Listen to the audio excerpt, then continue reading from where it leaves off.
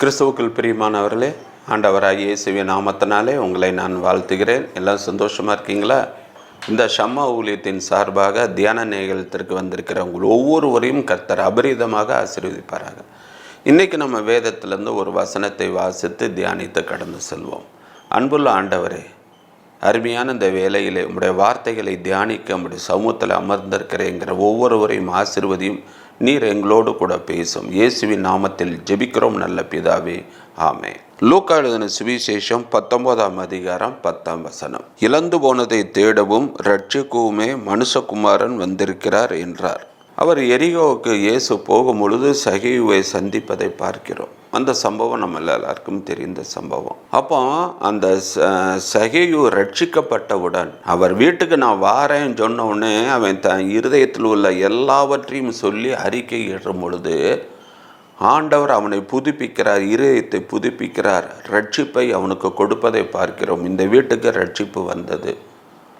அவன் எப்படிப்பட்டவன்? ஊராரெலாம் இவன் ஒரு பாவியான மனுஷன், இவன் வீட்டுக்கு இயேசு போகிறாரு. அப்போ அதெல்லாம் நடந்த பின்பு தான் இயேசு என்ன சொல்கிறாருன்னா, இழந்து போனதை தேடவும் ரட்சிக்கவும் மனுஷகுமாரன் வந்திருக்கிறார். மனுஷகுமாரனாகிய இயேசு இந்த பூமிக்கு வர பல காரணம் உண்டு.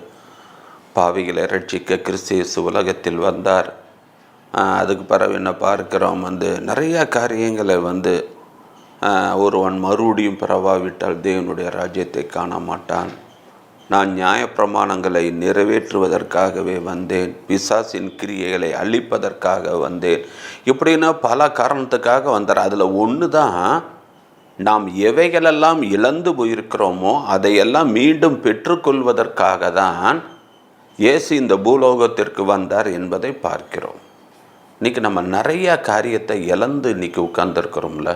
லேகியோன் பிசாசு பிடித்தவன் கல்றையில் கிடக்கிறான், கல்களினால் தன்னை காயப்படுத்தி கொண்டு வஸ்திரம் இல்லாதவனாக இருக்கிறான். அவன் இயேசுட்ட வரல, இயேசு தான் அவனை தேடி போகிறாரு. இன்றைக்கி இயேசு உங்களை தேடி வராரு. இன்றைக்கி உங்கள் வீட்டுக்குள்ளே வராரு, உங்களை கரம் பிடித்து தூக்குறாரு. உங்களுக்கு ஒரு அற்புதத்தை செய்வதற்காக தாங்க இயேசு வந்திருக்கிறாரு. நீங்கள் எதை இழந்தீங்க? ஆண்டவர்கிட்ட கேளுங்க. அப்பா, நான் இதெல்லாம் இழந்துட்டேன், நான் தெரியாமல் மிஸ்யூஸ் பண்ணிட்டேன், சம்பாதிச்சதெல்லாம் இழந்துட்டேன், இன்றைக்கி நான் நிர்பந்தமான மனுஷனாக இருக்கிறேன். எதை இழந்தாலும் சரி, நீங்கள் ஆண்டவர்கிட்ட வாங்க, இழந்தவைகள் எல்லாவற்றையும் நீங்கள் பெற்றுக்கொள்வீர்கள். அதற்காக தான் இயேசு இந்த உலகத்திலே வந்தார். மறந்து போகாதீங்க. வேதம் தெளிவாக சொல்லுகிறது, நீங்கள் எதை இழந்தாலும் அதை நீங்கள் பெற்றுக்கொள்ளுங்கள். இன்றைக்கி பார்த்தீங்கன்னா நம்ம தேவனுடைய ஆலயத்துக்கு போய் இல்லது ஆண்டவருடைய சமூகத்தில் நாம் ஜெபிக்கும் பொழுது தேவனுடைய பிரசனம் நம்ம மேலே இறங்குது. தேவனுடைய மகிமையை நாம் உணர்கிறோம், தேவனுடைய வல்லமையை நாம் உணர்கிறோம். எவ்வளோ பெரிய சலாக்கியம் பார்த்தீங்கன்னா, இழந்து போன அந்த தேவனுடைய மகிமையை மனிதன் பெற்றுக்கொள்வதற்காக தான் அவர் பூமிக்கு இறங்கி வந்தார். தேவ சமூகத்துக்கு போங்க, ரூமுக்கு போங்க, கதவை பூட்டுங்க, தேவனை நோக்கி பிரார்த்தனை பண்ணுங்க. ஆண்டவரே, உங்களுடைய மகிமையை நான் காணணும், உங்களுடைய பிரசன்னத்துக்குள்ளே வரணும். ஆண்டவரை துதித்து பாடுங்க. ஆண்டவரை துதிக்க துதிக்க துதிக்க தேவனுடைய பிரசன்னம், தேவனுடைய மகிமை நம்மளை ஆட்கொள்ளும். அதுதாங்க ஒருத்தங்களுக்கு சமாதான சந்தோஷம். மத்தேயு 17ஆம் அதிகாரத்தில் ஒரு சம்பவம் பார்க்குறோம் பார்த்தீங்களா? இயேசு பேதுரு, யாக்கோபு, யோவான் 3 பேரையும் ஒரு மலைக்கு கூட்டு போய் அங்கே மறுரூபமாகிறார். இவங்க 3 பேரும் தேவனுடைய மகிமையை பார்க்குறாங்க. அங்கே மோசே, ஏலியா இயேசுவோடு உறவாடி கொண்டு இருக்கிறத பார்க்குறாங்க. அந்த சம்பவம் பண்ண பிறகு இயேசு சொல்கிறாரு, சரி வாங்க கீழே போகணும் போது பேதுரு சொல்கிற, ஆண்டவரே, நம்ம இங்கே இருந்துருமே, எவ்வளோ மகிமை, எவ்வளோ பிரசனை, பேசாமல் எல்லாருக்கும் ஒவ்வொரு கூடாரம் போட்டு நம்ம இங்கே இருந்துருமே, எதுக்கு கீழே எருசலேமுக்கு போனோம்?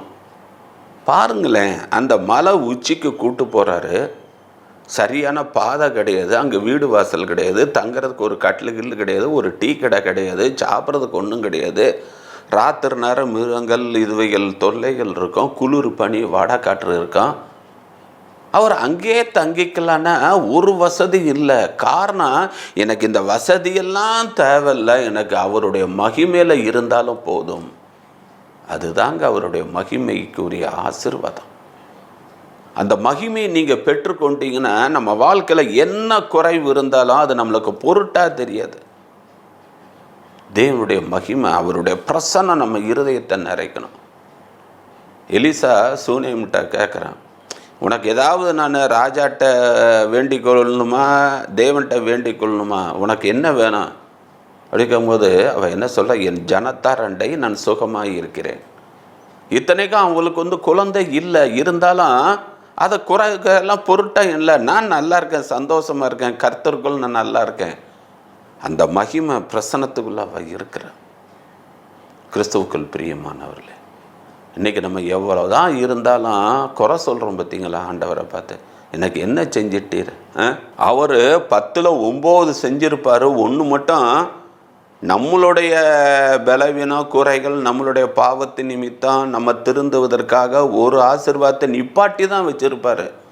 கொடுக்க மாட்டேன்னு சொல்ல மாட்டார், நிப்பாட்டி வச்சுருப்பார். உடனே அவர் என்னத்தை கொடுத்தாரு? கை இருக்கா, கால் இருக்கா, முழுக்க நான் பைபிள் வாசிக்கிறேன், ஜெபம் பண்ணுறேன், அங்கே பண்ணுறேன், என்னென்னலாம் பண்ணுறேன். எவ்வளோ முறுமுறுக்கிறோம் நம்ம. முறுமுறுக்கிறது முதல்ல நிப்பாட்டுங்க. புலம்புறதை நிப்பாட்டுங்க. ஆண்டவரை கேள்வி கேட்கறது முதல்ல நிப்பாட்டுங்க. ஒரு மனிதனுக்கு தேவனுடைய மகிமை பிரசன்னம் இருந்துச்சுன்னா குறைகள்லாம் ஒரு பொருட்டாவே தெரியாதுங்க, பொருட்டாவே தெரியாது.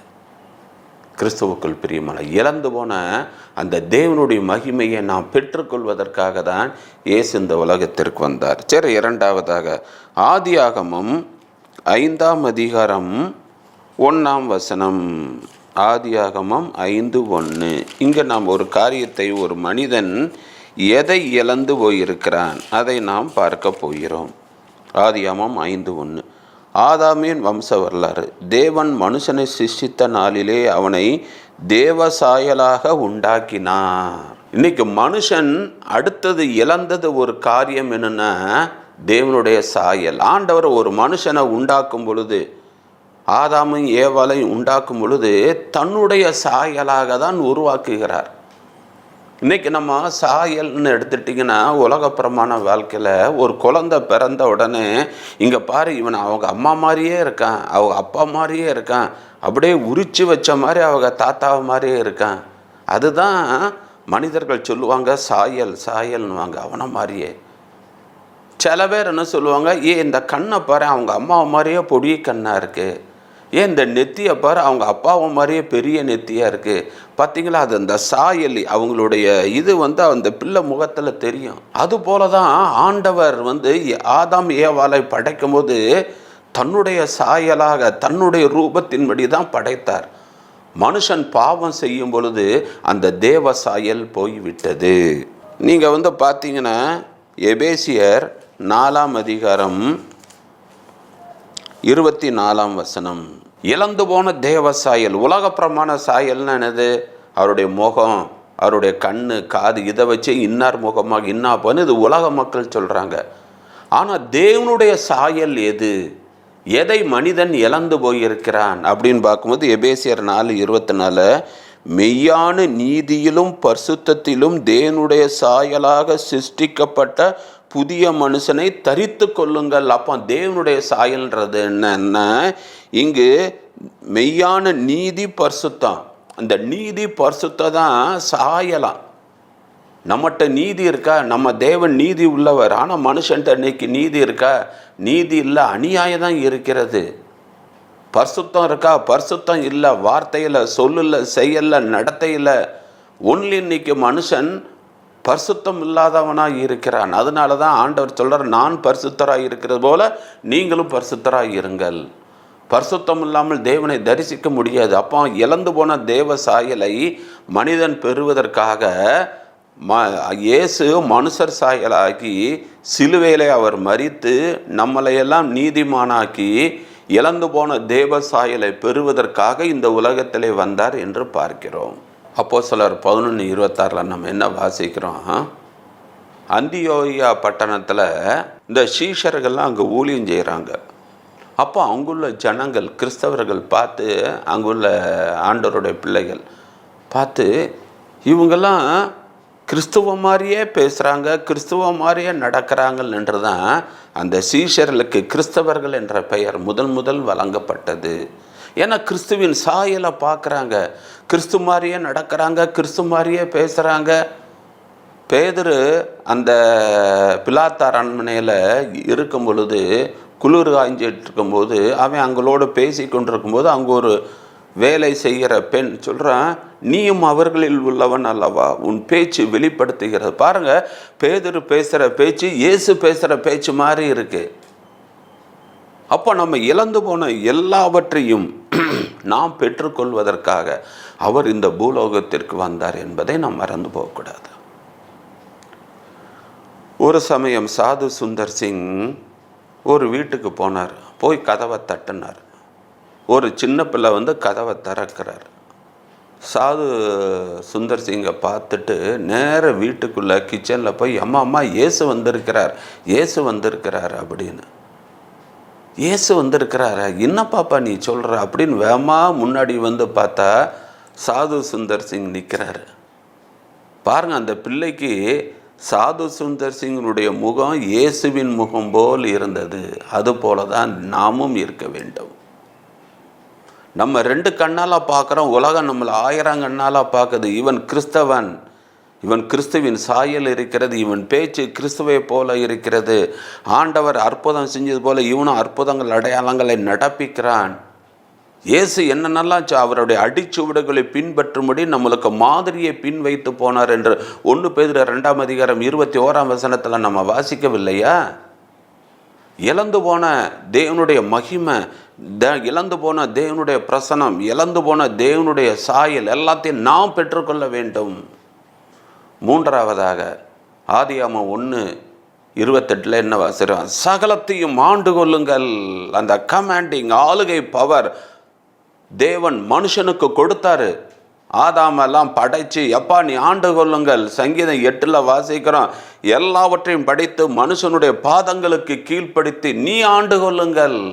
இந்த ஆளும் திறமையை பிசாசிட்ட கொடுத்ததுனால தான் லூக்கா 4:6 என்ன வாசிக்கிறோம்? பிசாசு ஏசிட்ட சகலம் எனக்கு கொடுக்கப்பட்டு இருக்கிறது, நீர் என்னை பணிந்து கொண்டால் இவைகளை நான் உமக்கு தருவேன். பாருங்க, இன்னைக்கு நம்ம பிசாசிட்ட எல்லாத்திட்டையும் கொடுத்துட்டோம் பாவம் செய்து. ஆண்டவர் பார்க்குறாரு, ஐயோ நான் என் பிள்ளைக்கு கொடுத்த அந்த அதிகார ஆளுகை உரிமையை பிசாசட்ட கொடுத்துட்டானேன்னு இயேசு பூலோகத்தில் சிலுவையை சுமந்து சிலுவையில மரித்து இரத்தத்தை சிந்தி அவன் தலையை நசுக்கி அவன்ட்டுள்ள வல்லமைகளெல்லாம் உரிந்து கொண்டு நம்மகிட்ட திருப்பி கொடுத்ததுனால தான் லூக்கா 10:19 சர்ப்பங்களை மிதிக்கவும் தேள்களை நசிக்கவும் உங்களுக்கு நான் அதிகாரம் கொடுக்கிறேன், ஒன்றும் உங்களை சேதப்படுத்தாது. பாருங்கள், எவ்வளவு ஒரு காரியத்தை இழந்து போனதெல்லாம் ஆண்டவர் கொடுக்குறார். அதை இன்னைக்கு நிறைய பேர் அறியாமல் இருக்கிறோம். இந்த செய்தியை கேட்டுக்கொண்டிருக்கிற ஒவ்வொருவருக்கும் இன்னைக்கு ஆண்டவர் பேசிக்கொண்டு இருக்கிறார். இழந்து போயிட்டீங்களா தேவனுடைய மகிமை, தேவனுடைய பிரசன்னம், தேவனுடைய வல்லமை, தேவன் உங்களுக்கு கொடுத்த அதிகாரம் இழந்து போய் இருக்கீங்களா? ஆண்டவர்கிட்ட கேளுங்க. இழந்து போனதை நீங்கள் பெற்றுக்கொள்வதற்காக தான் இயேசு இந்த பூலோகத்திற்கு வந்தார். இன்னைக்கும் உங்கள் உள்ளத்திலே வாசம் பண்ணுகிறார். கேளுங்க, ஆண்டவரே உம்முடைய வல்லமை, உம்முடைய பிரசன்னம், உம்முடைய சாயல். தாவீது சொல்றால, உம்முடைய சாயலால் நான் திருப்தியாவேன். காலையில் எந்திரிச்சோடனே தேவ சாயலை நம்ம முழிக்கணும்.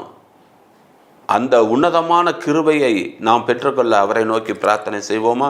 அன்புள்ள ஆண்டவரே, அருமையான அந்த வேலைக்காக நன்றியப்பா. இழந்து போனதை தேடவும் ரட்சிக்கவுமே நீர் இந்த உலகத்திற்கு வந்தீர் என்று லூக்கால நாங்கள் வாசிக்கிறோமாப்பா. இப்பொழுதும் ஆண்டவரே, ஒவ்வொருத்தரும் இழந்து போன தேவனுடைய கிருபை, தேவனுடைய பிரசனம், தேவனுடைய வல்லமை, தேவனுடைய மகிமை, நீர் எங்களுக்கு கொடுத்த அதிகாரம், நீர் எங்களுக்கு கொடுத்த எல்லா காரியங்களையும் நாங்கள் திரும்பி பெற்றுக்கொள்ள எங்களுக்கு நீர் அனுகிரகம் பாராட்டும்.